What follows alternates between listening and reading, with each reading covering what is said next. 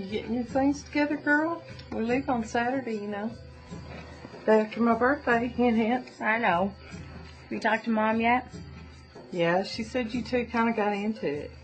She said you quit your job. It's no biggie. You were going to have to quit anyway. Go to D.C. Yeah. What is it, Birdie? What's the matter? You bailing on me? I don't know. I mean, no. Then what is it? What's bugging you? It's nothing. Just a headache, that's all. Grams? Yes, Birdie. How you and Mom like each other? Don't like each other. I love your mother, Birdie. I love your mother very much. Then how come she doesn't like you? She likes me, Birdie Bird. She likes me. She just has a hard time dealing with me. I can be a handful, you know. You are not a handful. Maybe not so much now, but I used to be, especially when your mother was growing up. I used to be pretty involved back in the day, and it was probably like total chaos for your mother. Mom says you guys were going to change the world. We thought we were, Birdie. We really thought we were onto something. So what happened? Oh, the 60s were a mess, Birdie. Everything was happening all at once. In 63, Martin Luther King gave his I Have a Dream speech in Washington. I was there. You were? Yep. It was the first time I'd ever been out of Texas. Your mother was there, too. Let me tell you, she was a real trooper. Amazing. Dr. King was amazing. Even though his message was about racial equality, it felt like he was empowering all of us, black and white alike. It felt like he was telling all of us that if we stood together for what we knew in our hearts was right, we could really change the world. And when we looked around and saw the thousands that came out that day, we really believed him. We really, really did believe. Wish I could have been there. Oh, you would have loved it, Birdie. Anyway, after they killed President Kennedy, they jacked the war up, and all of a sudden guys were getting drafted right out of high school to go die in a country most of them couldn't even find on a map. Because if we didn't fight them over there in Vietnam, next thing you know, they'd be down the block. Sound familiar? Yeah, quite familiar. So by 66, the war protests were in full swing. Every young man was doing whatever he could to avoid the draft. College, graduate school, marriage, kids, anything to defer being called up. But by then, they were going after everyone.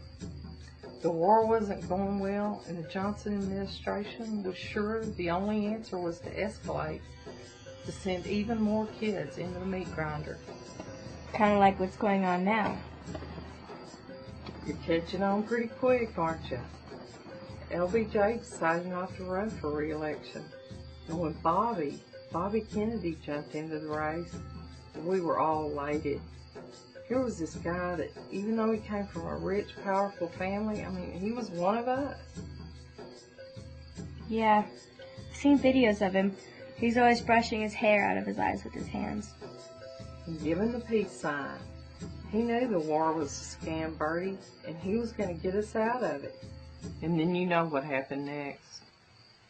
They killed him.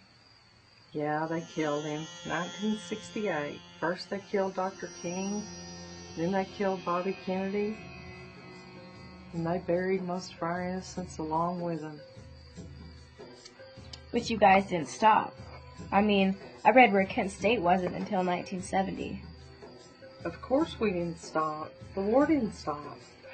By the time Nixon was elected, there were almost 500,000 American soldiers in Vietnam. 30,000 were already dead, and each month we were losing over 1,000 more. 1,000 a month. It was complete madness. We went from wanting to change the country's leadership to wanting, a lot of us anyway, to change the government itself. So Graham was revolutionary. I know it sounds crazy, but yeah, I guess, the National Guard killed 4 unarmed war protesters at Kent State University. 4 unarmed kids whose big crime was that they disagreed with what their government was doing. 2 days later, I got arrested for protesting the shootings. And even though I was out in like 10 or 12 hours, I didn't see your mother for almost 2 weeks. They took her away from me. Is that the kind of government any of us want? Honestly, Grams, sounds a lot like what's going on now. By 1970, only 26% of Americans supported war, and yet it went on for another 5 years. After all was said and done, 58,000 were dead. And for what? You know that today, right now, you can walk down the street in communist Saigon and see any fast food restaurant that you can out in Denver. Yeah, I guess communism's okay as long as you're the one they're doing business with. Apparently. You asked me earlier what happened? Why we didn't change the world? The truth is, I don't know.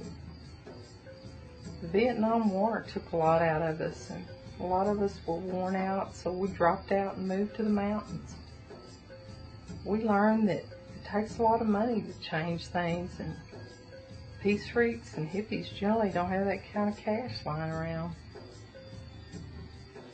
Look, the government's always going to be for sale to the highest bidder. You throw enough money at them and you can pretty much do whatever you want. The best is to avoid them altogether, to be self-sufficient. And then they're more of a nuisance than anything else. Unless what? Unless they start stealing votes to stay in power. And then what? And then using that stolen power to start wars where kids die for no other reason than to make money for them and their buddies. It's like... It's what, Graham? Say it. It's like they're a scab. It's like something that bothers you and bothers you and bothers you until there's nothing left but to pick it off.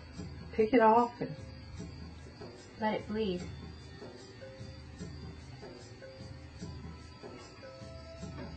Everything's ready by Friday, Birdie. I want to get an early start. Don't worry about it, Grams. Don't give it another thought.